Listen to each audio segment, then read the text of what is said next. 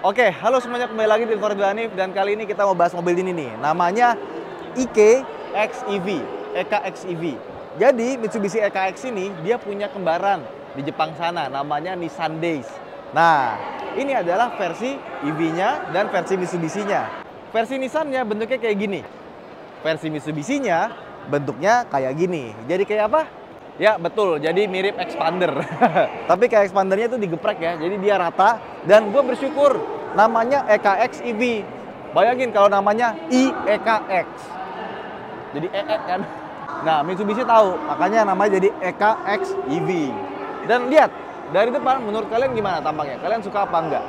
Nah, mobil ini sayangnya belum dijual di Indonesia. Jadi cuma di display doang sama Mitsubishi. Dan mobil ini dia punya dua pilihan mesin ya. Yang pertama mesin bensin 660 cc turbo. Jadi kas keycar di sana. Terus untuk yang versi listriknya, dia baterainya ternyata cuma 20 kW. Jadi nggak segede Wuling REV yang 26 kW ya. Dan driving range-nya dia cuma 180 km. 180 km ini itu range yang sama dengan apa yo?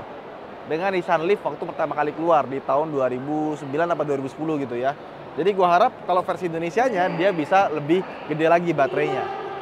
Tenaganya nggak begitu gede, 60 PS, tapi udah lebih gede dari Wuling REV dan torsinya hampir 200 Nm. Jadi gede, khas mobil listrik.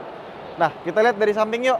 Nah, dia tulisannya EV di bagian sini dan peleknya dia pakai 15 inci dengan desain yang two-tone color. Nah, di sininya nih kalau kalian pikir ini adalah over fender, enggak, ini cuma stiker doang. Terus ke samping, nah ini nih, dia bagian spion sama atapnya warnanya tuh champagne gold.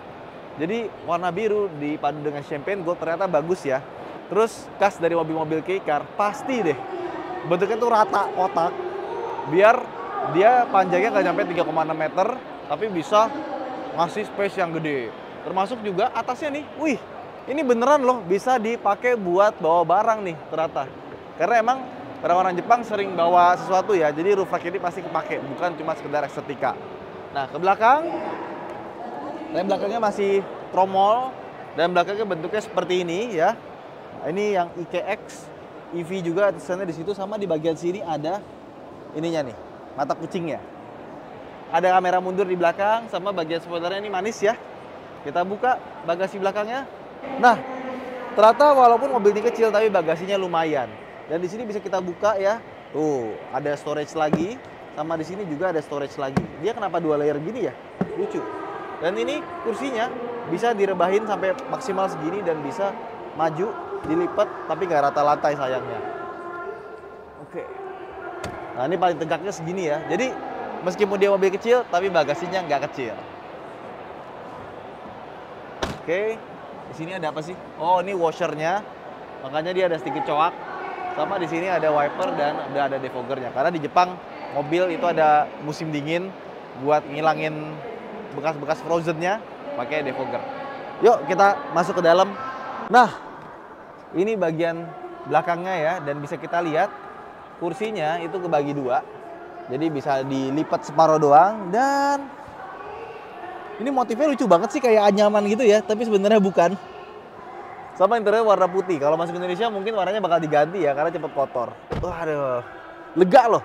Legroomnya lega, headroomnya lega banget ya. Keycar itu emang bikin space itu pinter banget, sama kaki kita bisa masuk secara lega juga ke bagian depannya. Terus door trimnya sederhana banget, gini doang ya.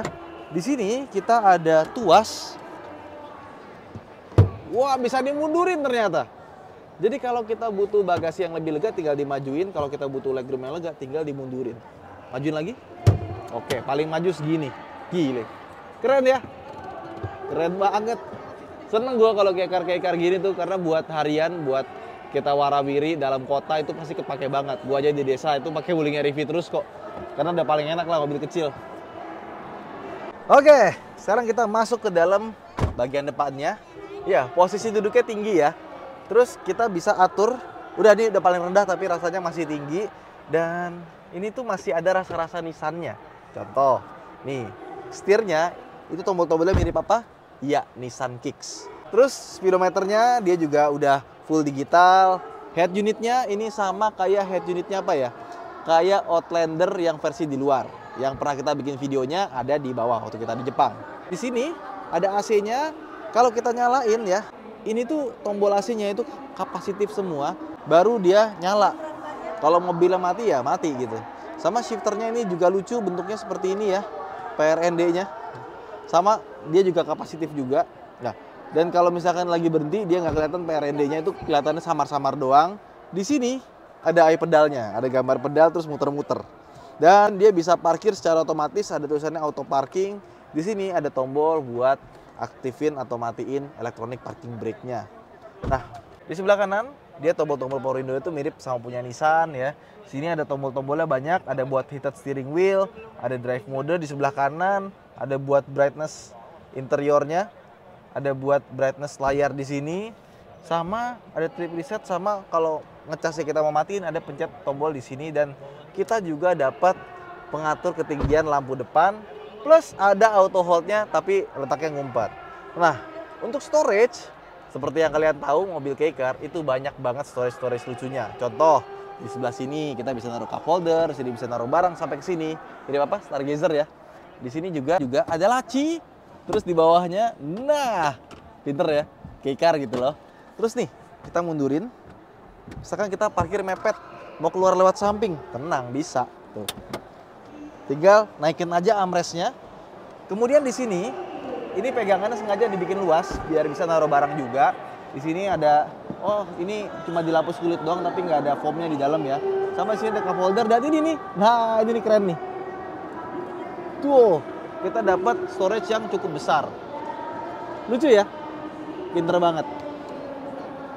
Dan ini mobil, biasa mobil yang impor dari Jepang itu build quality-nya bagus, nggak main-main ya. Kita lihat semuanya plastiknya presisi.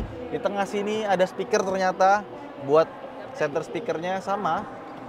Tuh, ini empuk. Jadi dia udah pakai bahan soft touch dan jahit-jahitannya pun juga asli. Nice.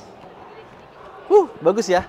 Cuma kalau masuk Indonesia mungkin akan ada yang dirubah. Contohnya di sini, kita lihat ke belakang yuk. Nah, jadi kalau di Jepang itu dia nggak pakai CCS combo. Dia pakainya apa? CHAdeMO. Jadi kalau misalkan ke Indonesia kita mau cari fast chargingnya agak susah sih. Memang mobil-mobil Jepang rata-rata begitu, cuma beberapa mobil kayak misalkan BZ4X atau Lexus RZ itu diubah dari CHAdeMO ke CCS2 combo. Ya wes, itu aja mungkin vlog kita kali ini. Jangan lupa untuk like dan subscribe. Saya Hanif, sampai jumpa di vlog berikutnya. Jadi bagaimana pendapat kalian soal Mitsubishi EKX EV ini? Semoga kalau masuk ke Indonesia harganya masih bisa di bawah 400 dan range-nya panjang. Bisa 300 kilo lebih dikit aja. Dikasih baterai 40 kW gitu, pasti mantep banget. Ya wes, bye-bye.